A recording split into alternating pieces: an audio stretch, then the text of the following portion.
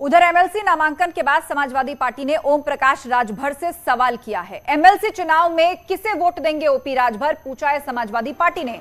सपा ने दरअसल आदिवासी उम्मीदवार को उतारा है। समाजवादी पार्टी की ओर से कीर्ति कौल ने अपना नामांकन दाखिल किया। सपा इसी बहाने ओपी राजभर को घेरने की कोशिश कर रही है। आपको बता दें कि इससे पहले जब देश में राष्ट्रपति का चुनाव हुआ था तो ओपी राजभर ने सपा के साथ न जाकर भाजपा का साथ दिया था। मतलब एनडीए की जो उम्मीदवार थी द्रौपदी मुर्मू, चूंकि वो आदिवासी समुदाय से आती हैं और उनको उन्होंने समर्थन दिया, सपा को ताना देते हुए कि सपा को भी एक आदिवासी समुदाय से आई हुई उम्मीदवार का समर्थन करना चाहिए। एनडीए की उम्मीदवार का उन्होंने साथ दिया। अब सपा ने आदिवासी समाज से, जनजातीय समाज से अपने उम्मीदवार को उतारा है, तो अब वो ओपी राजभर पर पलटवार करके पूछ रही है कि बताएं अब वो किसका साथ देंगे, वो किसे वोट देंगे। देखना है कि ओम प्रकाश राजभर जी अब क्या कहते हैं। अब तो हमारी प्रत्याशी SC ST की हैं, सबसे पिछड़े इलाके की हैं और महिला भी हैं। अगर उनमें जरा सा भी मॉरल होगा तो मैं समझता हूं ओम प्रकाश राजभर हमारे प्रत्याशी का समर्थन करने का काम करेंगे।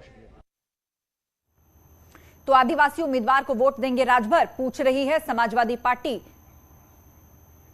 और फोन लाइन पर इस वक्त जुड़ गए हैं सुभाषपा से अरुण राजभर। अरुण जी, स्वागत है आपका न्यूज 18 पर। तो सवाल आपसे यही, राष्ट्रपति का जब चुनाव हो रहा था तो आपने द्रौपदी मुर्मू जी को समर्थन दिया था और सपा को ताना मारा था। अब सपा ने एमएलसी चुनाव में उम्मीदवार उतारा है उसी समुदाय से। अब वो सुभाषपा से पूछ रही है, वोट देंगे ओपी राजभर? देखिए, समाजवादी पार्टी को यह मालूम है कि वो आदिवासी समाज को तो कैंडिडेट बना दिए हैं, लेकिन वो जीत नहीं पाएंगे, ये उनको पता है। वो मोहरा बना करके प्रदेश के सामने यह चुनौती दे रहे हैं कि अगर राष्ट्रपति चुनाव में आदिवासी का साथ लोग दे सकते हैं तो आदिवासी का यहाँ भी साथ दे। मैं तो कह रहा हूँ, मैं तो देने के लिए तैयार हूँ, लेकिन वो हमसे बात तो करें, वो हमसे अपने जिम्मेदार लोगों से कहें कि नहीं हमसे मिले, बात करें, हमसे वोट मांगे। बिना मांगे ही हम कहते हैं कि नहीं हम उनको देने के लिए तैयार हैं।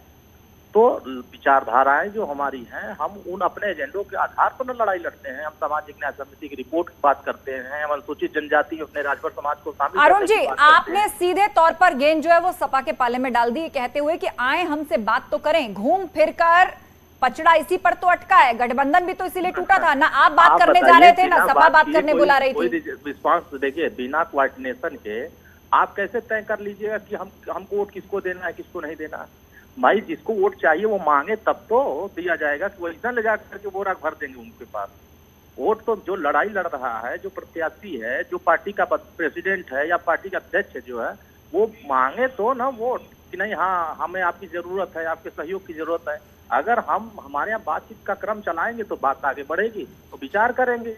पार्टियां तो अपने अपने तरीके से जो जिसको वोट चाहिए वो मांगेंगे, लेकिन बिना बातचीत किए हम अपने अभियान को भी चला रहे हैं। अभी तो हमको नहीं लगता है कि किस तरीके से वो लड़ाई मैदान में प्रत्याशी बना दिए। प्रत्याशी बनाने से पहले तो हमसे पूछे होते कि नहीं मैं प्रत्याशी बनाने जा रहा हूँ, मुझे वोट चाहिए, आदिवासी को मैं भी सम्मान दे रहा हूँ।